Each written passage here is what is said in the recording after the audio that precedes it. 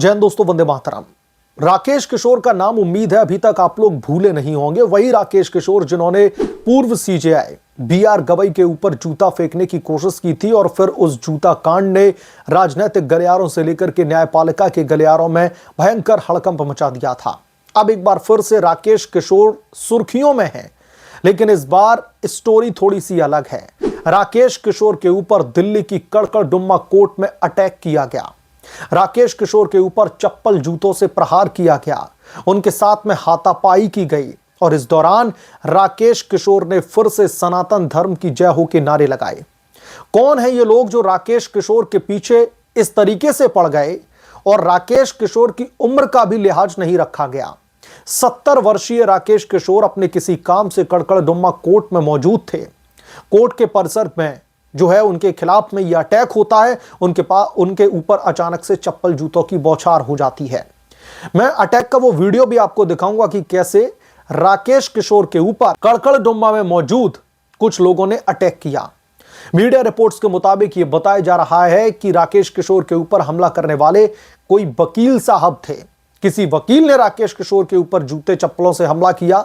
इतना ही नहीं, हाथापाई भी देखी जा सकती है उस वीडियो में। और सुप्रीम कोर्ट में जिस तरीके से उन्होंने जब जूता फेंका था बीआर गवई साहब की तरफ, उस समय जिस तरीके से बाहर निकल करके उन्होंने सनातन धर्म की जय हो के नारे लगाए थे, ठीक इसी समय भी कड़कड़डुम्मा कोर्ट में 70 वर्षीय राकेश किशोर ये पूछते हैं कि कौन है भाई तुम, क्यों मेरे ऊपर हमला कर रहे हो, क्यों मुझे मार रहे हो? और फिर वो समझ गए इस हमले के पीछे का कॉन्टेक्स्ट क्या है और उसके बाद में वो सनातन धर्म की जय के नारे लगाने लगते हैं। यहां पर मैं सवाल पूछना चाहता हूं उस लिबरल लॉबी से जिन्होंने राकेश किशोर के उस कृत्य पर 1000 रिपोर्ट्स पब्लिश कर दी थी। कई सारे वीडियो बना दिए थे लिबरल लॉबी ने और ऐसा लग रहा था कि राकेश किशोर को इस कृत्य के लिए फांसी पर लटका दिया जाए। मैं राकेश किशोर के उस जूता कांड को बिल्कुल भी जस्टिफाई नहीं करता, लेकिन जो कड़कड़डुम्मा कोर्ट में हुआ है, एक 70 वर्षीय वकील के ऊपर जिस तरीके से जूते चले हैं और जिस तरीके से उन्होंने सनातन धर्म की जय हो का नारा लगाया, इस हमले के पीछे की वजह क्या है?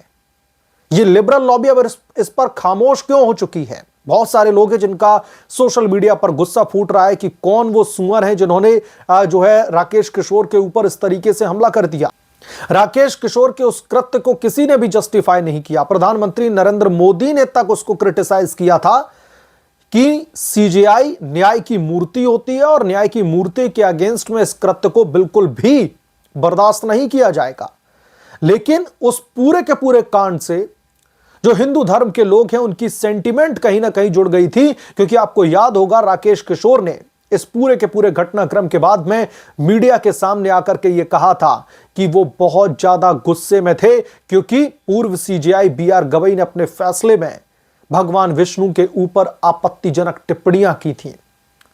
भगवान विष्णु के ऊपर जिस तरीके से उन्होंने टिप्पणी की थी, राकेश किशोर बुरी तरीके से आहत था। उसने यह खुद खुलासा किया और उसने बाद में यहां तक कहा था कि राकेश किशोर ने जब इंटरव्यू दिया तो कहा कि बीआर गवई साहब सनातन धर्म से माफी मांग ले, भगवान विष्णु से माफी मांग ले, हम उनके जूते दोनों अपने सर के ऊपर रख लेंगे। और अब वो गैंग कहां पर चली गई जो दलित समाज की झंडे बरदार बनी घूमती है। कड़कड़डुम्मा कोर्ट में एक दलित के ऊपर इस तरीके से एक वकील के द्वारा चप्पल जूते चलाए जाने लगते हैं, उनके साथ में हाथापाई की जाने लगती है। यह कहां का न्याय संगत है? और अब लिबरल लॉबी बिल्कुल खामोश बैठी हुई है।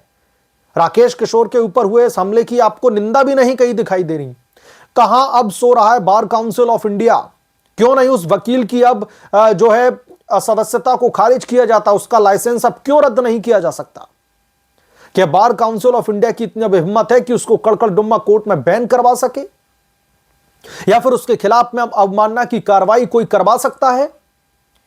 तो राकेश किशोर के ऊपर किए गए हमले पर जिस तरीके से लिबरल लॉबी अब चूहे की तरह बिल में दुबक करके बैठ गई है, क्योंकि इस दौरान भी राकेश किशोर ने सनातन धर्म की जय हो का नारा लगाया और यह नारा कोई उन्होंने पब्लिसिटी बटोरने के लिए नहीं लगाया है।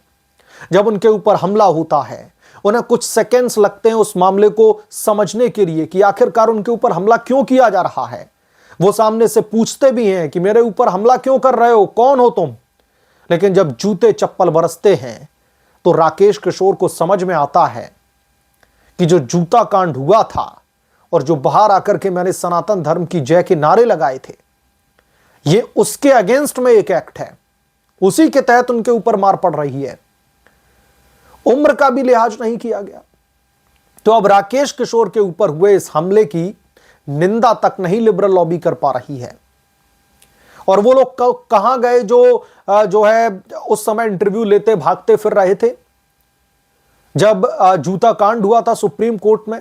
आज कितने मीडिया हाउस उनसे जाकर के पूछ रहे हैं कि आपके ऊपर हमला किसने किया, कौन है हमला करने वाला, पुलिस ने उसे क्या गिरफ्तार किया। कोई भी सवाल पूछने वाला नहीं है, क्योंकि सनातन धर्म के अपमान में जब राकेश किशोर ने वो कदम उठाया, मैं आज भी उस कृत्य को जस्टिफाई नहीं करता। सुप्रीम कोर्ट में जूते चप्पल बिल्कुल भी नहीं फेंकने चाहिए, लेकिन अगर किसी की धार्मिक भावनाओं को ठेस पहुंचाई जाती है इंटेंशनली, अगर कोर्ट के फैसले से इतर हट करके अगर इस तरीके के स्टेटमेंट दिए जाते हैं जजों की तरफ से, तो उनको भी क्षमा नहीं किया जा सकता। उन बयानों के खिलाफ में यकीनन तौर पर जो है लोगों का गुस्सा फूटा था, लेकिन किसी ने राकेश किशोर के उस जूता कांड को सही नहीं ठहराया था। बिल्कुल भी नहीं होना चाहिए ऐसा। लेकिन अब राकेश किशोर के साथ में जब ये हुआ है तो सब लिबरल लॉबी, जितने भी लिबरल पत्रकार हैं, सबको सांप सूंघ गया है। आप एक रिपोर्ट नहीं देखेंगे सोशल मीडिया पर भी, उन लोगों की आपको रिपोर्ट नहीं दिखाई देगी जो लोग खोल करके न्यूज चैनल छोड़ करके अपने यूट्यूब चैनल खोलकर बैठे हैं। तो कुल मिलाकर के अब इस मामले पर राजनीति लगातार गर्माती जा रही है। तो अब इस मामले ने एक बार फिर से राजनीतिक गलियारों से लेकर के न्यायपालिका के गलियारों में हड़कंप मचा दिया है। और अब देखने वाली बात यह होगी कि बार काउंसिल ऑफ इंडिया या फिर जो भी कंसर्न डिपार्टमेंट हैं, क्या वो उस वकील के ऊपर कोई एक्शन लेंगे जिसने राकेश किशोर के खिलाफ में यह कदम उठाया है। क्या वहां की पुलिस उस वकील को गिरफ्तार करेगी जिसने सरेआम एक बुजुर्ग के ऊपर, एक दलित व्यक्ति के ऊपर इस तरीके से जूते जो है चलाए हैं। तो यह सब कुछ अच्छा यह हुआ कि कैमरे में रिकॉर्ड हो गया।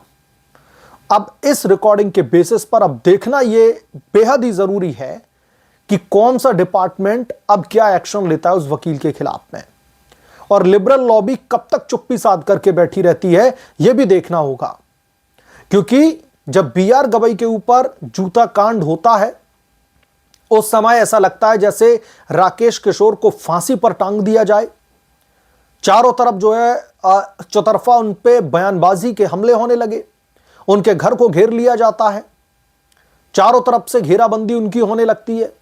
लेकिन अब जब राकेश किशोर के ऊपर हमला किया गया, राकेश किशोर के ऊपर जब इस तरीके से हाथापाई की गई खुलेआम और उनका वीडियो बना करके सोशल मीडिया पर डाल दिया गया, अब इस पर क्या फैसला लिया जाएगा यह भी देखना दिलचस्प होगा। बहरहाल आप क्या सोचते हैं इसके बारे में, जो राकेश किशोर के ऊपर हमला हुआ है, आपकी क्या राय है? क्या आप इन तस्वीरों को देख करके, उन वीडियो को देख करके आपका खून नहीं खौलता?